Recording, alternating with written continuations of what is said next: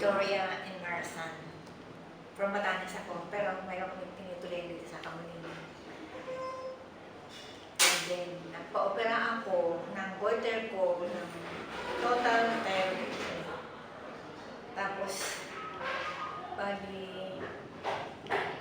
hindi ko akalain na nag-iba ang boses. Hindi nila ako makilala na ako yun. Kasi grabe, ang gordo talaga, iba. So, halos mga 6 months na yun. October 2011 ako nagpa-opera.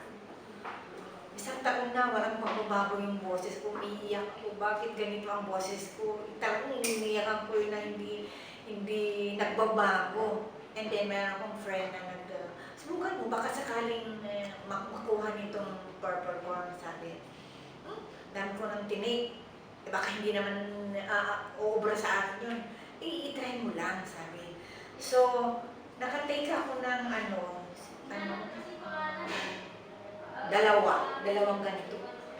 Umiba na yung boses ko. Tapos tuloy-tuloy kong tinik, marami mga 10 siguro, yung ang natake ko na purple corn, nagbumalik na sa dati yung boses ko. Yung thankful talaga ako sa purple corn na yun ang nagpabalik talaga sa boses ko.